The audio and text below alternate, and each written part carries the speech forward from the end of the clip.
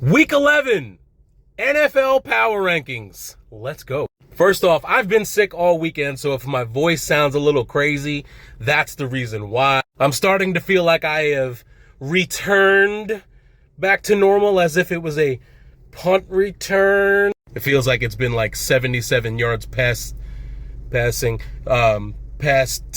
that I've felt this good. I was really feeling like a pile of dirt that resides in my backyard about 2.77 inches in the second half of my backyard. Wait, hold on. No.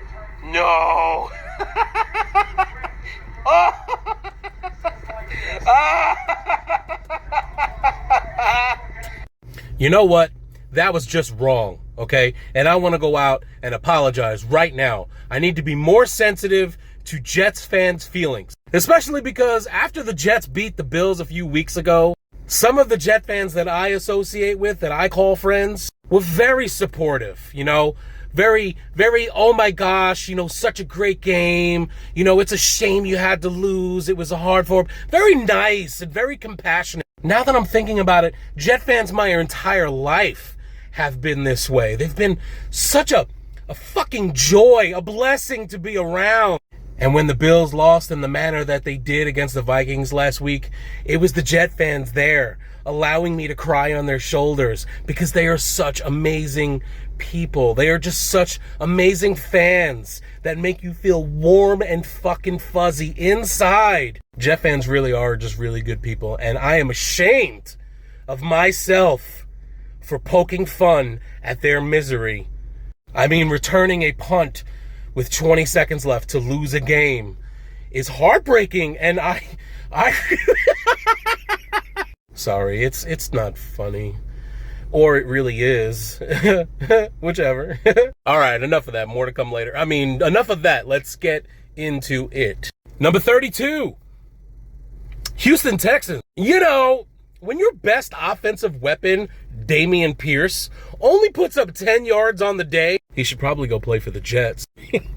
You aren't really going to win many games. 148 total yards by this Houston offense on Sunday. I'm just saying, and this really isn't me being a dick again, but if it wasn't for the Jets' bad performance, people would be looking at this 140 yards and being like, what in the shit? An NFL team really needs to do better than this. I almost feel like the Texans have given it up, packed it in, called it a day, and are now just preparing for the NFL draft.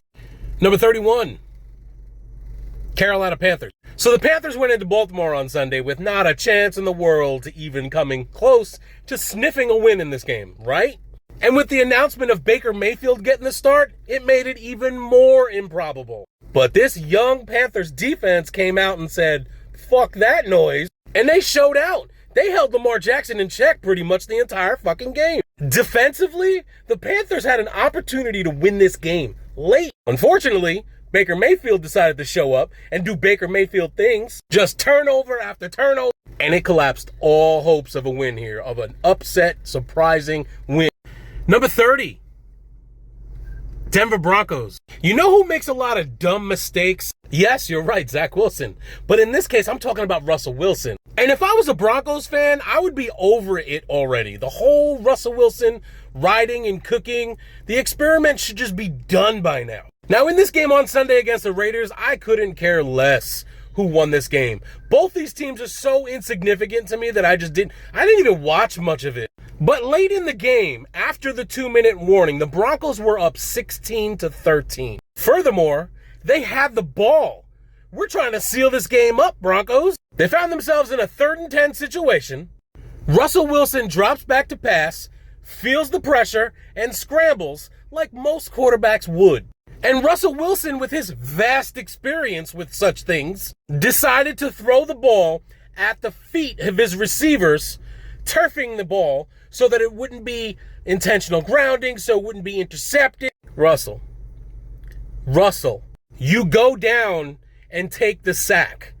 That's what you do because it keeps the clock running. Now, because of the decision that you made right there, that allowed the Raiders an additional 35 seconds when they get the ball back. And guess what? Ultimately, the Raiders get the ball back, march down the field, kick a game-tying field goal, and go to overtime, and ultimately win the fucking game. Between Russell's bad decisions and Nathaniel Hackett still having a job in Denver, I don't see this team winning many more games. Number 29, Jacksonville Jaguars. The Jaguars were on a bye week this week. They should actually get a win because they actually played better this week by not showing up than the Jets. But because I don't make the rules, they stay at 3-7.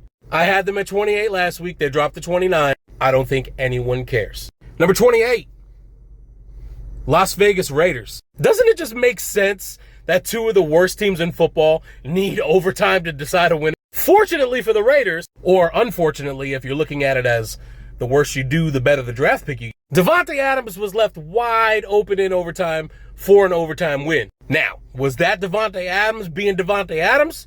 Or was that the Denver defense being the Denver defense? Either way, Adams, Derek Carr, Josh Jacobs, they were not the stars of this game. The star of this game was a bad man by the name of Max Crosby.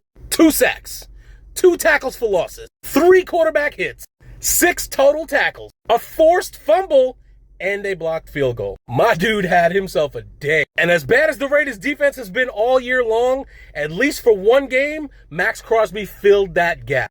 Number 27, Los Angeles Rams. So Matthew Stafford returns from concussion protocols just to go back into concussion protocols. My dude was in the game only long enough to throw 18 passes. That's 4 less than Zach Wilson. And threw for 159 yards. That's more than double of Zach Wilson. But seriously, the Rams are in deep shit. Cooper Kupp is out 6 to 8 weeks. And Matthew Stafford's health is really going to dictate where this team goes from here. This loss to the Saints on Sunday is the first 4-game losing streak since Sean McVay had arrived on the scene. It also ties for the worst start at 3-7 for a defending Super Bowl team. My favorite part about the entire thing is earlier in the season, they were playing the AT&T commercials with Matthew Stafford nonstop. And he was referring to trading in his phone, and he was using the mirror image of the trade from the Lions to the Rams. And in that commercial, he was showing love to the Lions. Well, forget about that commercial, because the season he's having is showing more love to the Lions than anyone could imagine. Because of that trade, Detroit is getting the Rams' first-round pick next year. I'll bet Sean McVay isn't exactly screaming, fuck them picks anymore now, is he? Number 26, Arizona Cardinals. If you didn't watch this game last night on Monday Night Football, all you have to do is watch the highlight of George Kittle's second touchdown. Arizona's defense just seemed so disinterested, almost like they didn't want to be there. No one was trying to tackle this man. Then it got me thinking back to the beginning of the game. In the middle of the game, nobody wanted to tackle. Nobody did shit defensively in Arizona. It's worth mentioning that Colt McCoy is actually a really decent backup. He didn't really make many bad decisions. He was actually making a lot of good throws. I enjoyed watching him. But now, all the speculation on the radio is maybe head coach Kingsbury, I can never say his fucking name, maybe he doesn't have a grasp on this team. Now reports are starting to come out that in practices, he doesn't even run the practices. The veteran players do. I don't know about this team right now, man. I really don't. Last night's game was an embarrassment. I honestly don't know what was worse. The Cardinals' performance on both sides of the ball, or Troy Aikman's racist comment, which I have a feeling a lot of people just really missed. Number 25. Chicago Bears. Justin Fields, born and raised in Georgia, came home to Atlanta to play the team that chose Kyle Pitts over him in the draft. And in this game, he made a few really nice passes for sure, but he also made a lot of terrible passes, especially late in the game when he threw an interception to basically seal the game. Ended all chances. This handed the Bears their 4th straight loss, 7th out of the last 8 games. But the best part of this game was the group of guys on a bachelor party from Chicago going to Atlanta, dressed all the same in Mike Ditka uniform. You need to Google that because this shit was funny. Number 24, Cleveland Browns. Listen, Jacoby Brissett to Amari Cooper was looking lethal on Sunday in Detroit against the Bills.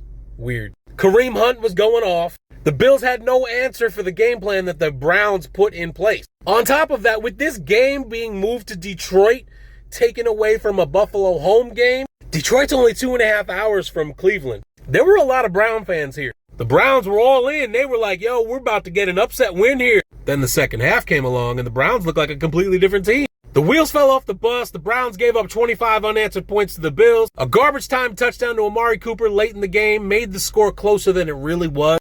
Deshaun Watson is set to return in 2 games from now. It'll be really interesting to see how this season ends for the Browns. Number 23, New Orleans Saints. Week after week, everyone's saying the same thing, including myself. Andy Dalton needs to take a seat. But week after week, he's getting the starts in New Orleans. But on Sunday, the Saints took on the Rams at home, and Andy Dalton looked good. And the Rams are supposed to have like a solid defense. Can never figure this fucking sport out. The Rams' offense did not need to be explosive against the Rams. They just needed to be competent. And that's what they did. And they got the win. And now Jameis Winston is speaking up, talking about how he lost his job due to injury, and he's in his feelings. I really wish someone would just come out and tell him, yo, bro, you are not good. You are not a good quarterback, and that's why you lost your job. But no one's ever going to do that.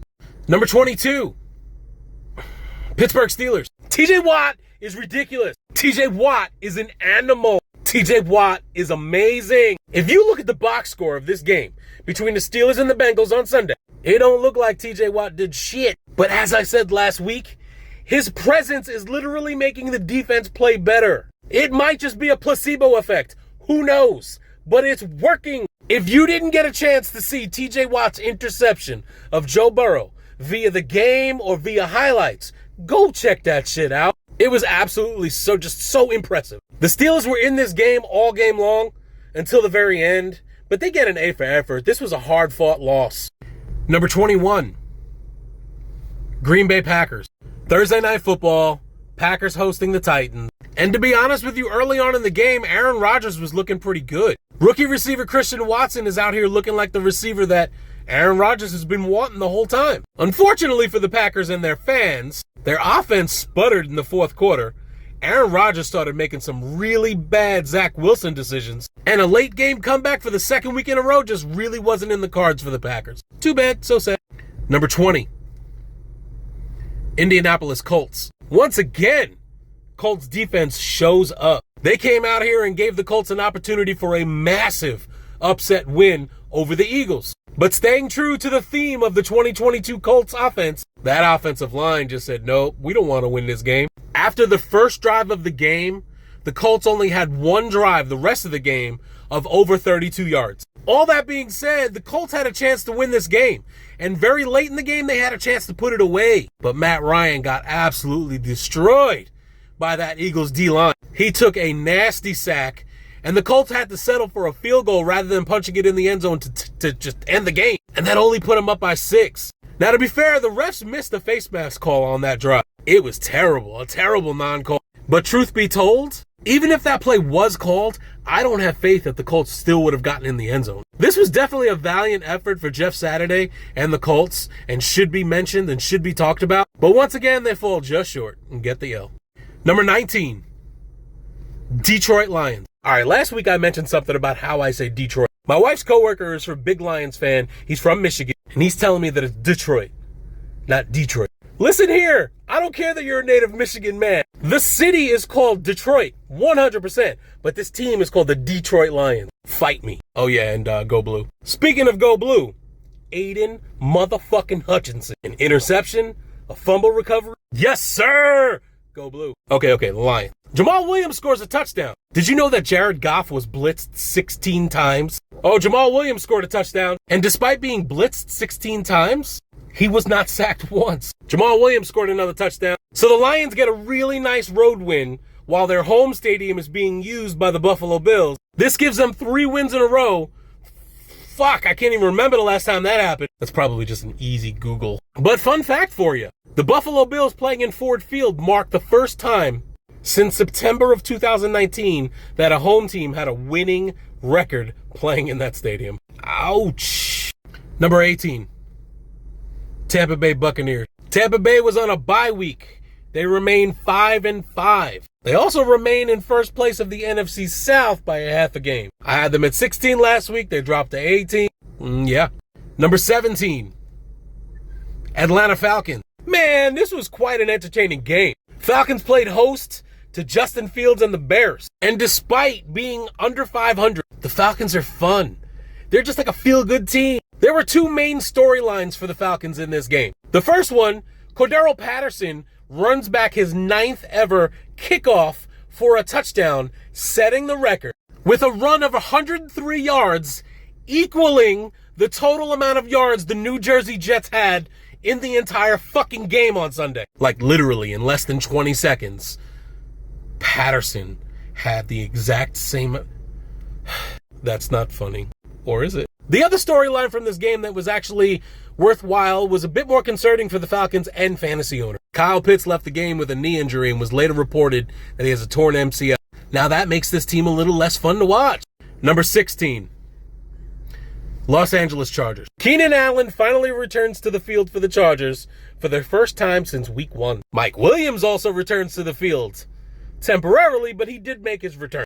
And on top of that, Jordan Palmer had himself a good game. So you would think that Justin Herbert would be out here on a Sunday night football game at home against the Chiefs, looking like the MVP candidate that the NFL keeps on trying to shove down our fucking throats. Listen, this game showed me one thing and one thing only. Contraction of an NFL franchise is not that bad of an idea. The Chargers seem to be such a waste of a franchise. All this hype in the offseason, they are 5-5. If the playoffs were to start today, teams like the Patriots and the fucking Jets would be in above them. Yeah, Zach Wilson would be in the playoffs while Justin Herbert would not be. I'll take things that make no fucking sense for 200, Alex.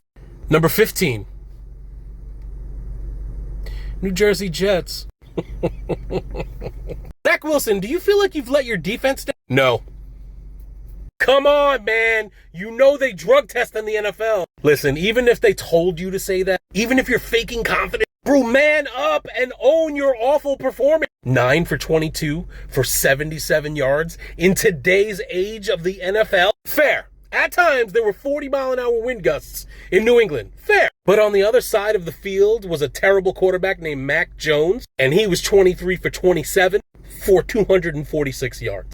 Zach Wilson had 9 completions on the day. The Jets punted 10 times. The Jets' total offense matched one Cordero Patterson kickoff with 103 yards. Obviously, I had interest in this game, so every time I flipped over, I was watching Zach Wilson throw the ball at his receiver's feet.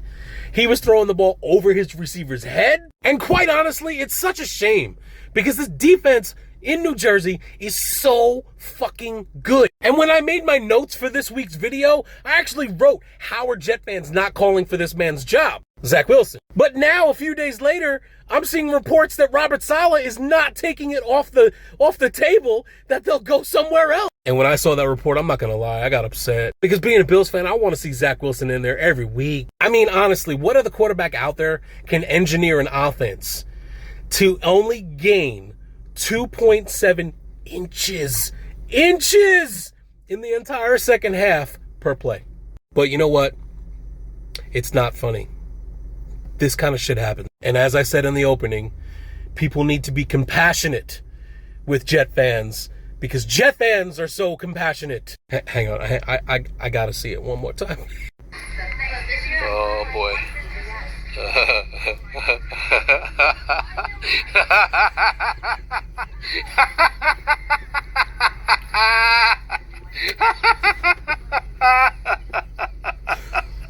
Here's the best part.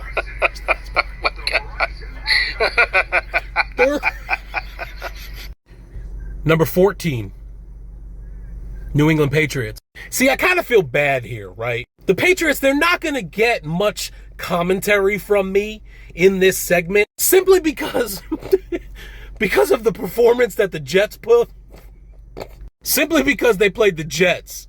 I can't really say, I mean, like I'm tongue-tied over here, right? Like what can I actually say? The Patriots beat the Jets for the 14th time straight. The Patriots held the Jets to 103 yards total. Mac Jones is still ass, yet he outplayed the fuck out of Zach Wilson. And the little matter of a punt return taken to the house. Man, during this game, they were talking about when the Jets beat the Patriots. No, when. That's what they said. When the Jets beat the Patriots, the Jets will be in first place of the AFC East. Instead, the Patriots did what they did and moved the Jets into last place of the AFC. So sad. Number 13, Cincinnati Bengals. The Bengals escaped Pittsburgh with a win. There's really not much more to say here. Joe Burrow struggled early, looked better in the second half, but as a whole, this defending AFC champion struggled in Pittsburgh. And the scariest part is the Cincinnati Bengals didn't seem to have an answer for Kenny Pickett. Kenny Pickett. I get it, Joe Mixon went down with an injury, but it almost seemed like that was a good thing for their game plan. This forced the Bengals to actually throw the ball, which is actually when the Bengals actually started to move the ball, and that proved to be the difference in this game.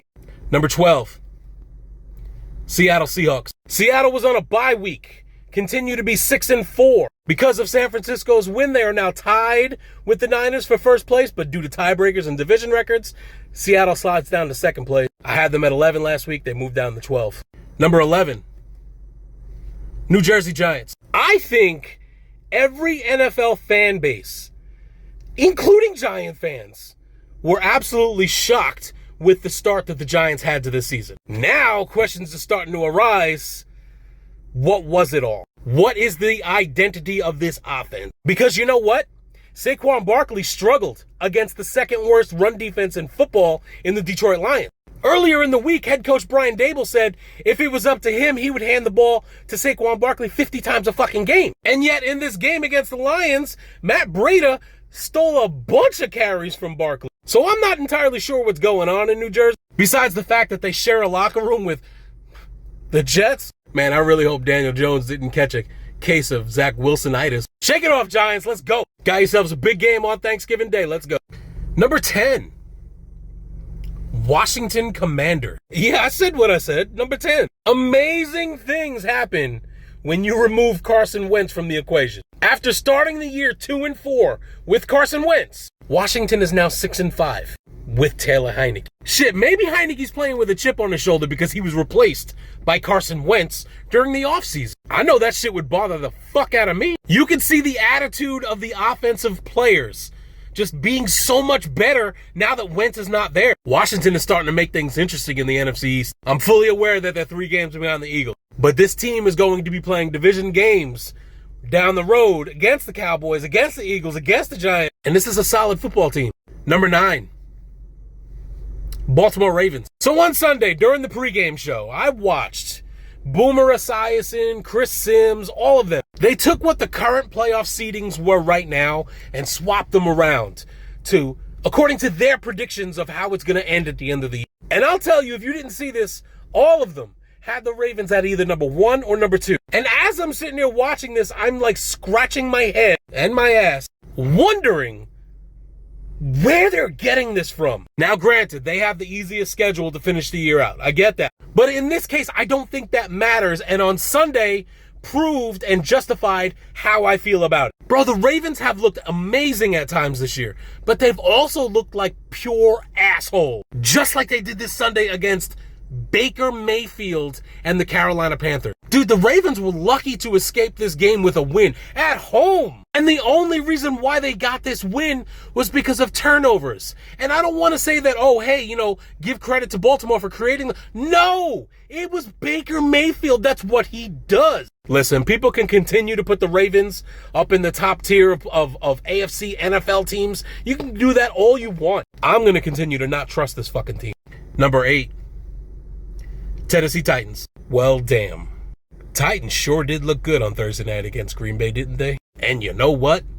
It wasn't the Derrick Henry show either. Yes, I know the gimmick play of him throwing for a touchdown was one of the headlines. He also ran for one. He even had a friggin' huge reception in this game. But Ryan Tannehill played way above his station in this game. And you all know how much I hate that motherfucker. But I'm giving him his credit. After starting the season 0-2, the Titans have now won 7 out of 8 games. That one loss being an overtime loss to the fucking Chiefs. They now sit at 7-3 towards the top of the fucking AFC. But ultimately, honestly, the bottom line, the only thing that matters, fuck the Titans. That's all that matters. Number 7, Minnesota Vikings. Jeez Louise. As a Bills fan who was live and in person to watch the Vikings bend the Buffalo Bills over just last week with no lube whatsoever, I still don't know how to feel about the shellacking.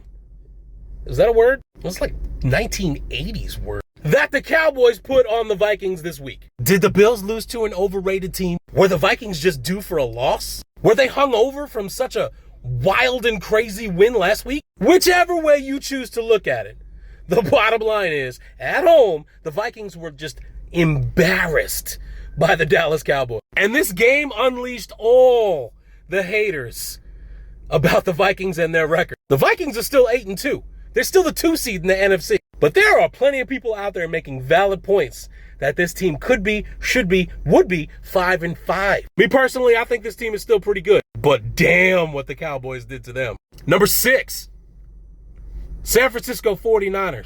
¿Tú entiendes? Poquito español. But not enough to say the whole segment in Spanish, as I would like to, seeing that this Monday Night Football game was played in Mexico City. But I also don't want to say anything racist like Troy Aikman did. So let's just go with what I know. What I know is that this offense in San Francisco was fucking humming last night. Christian McCaffrey and Elijah Mitchell in the backfield. Seriously? Deebo Samuel, Brandon Ayuk, and George Kittle? Really? Jimmy G's got his weapons.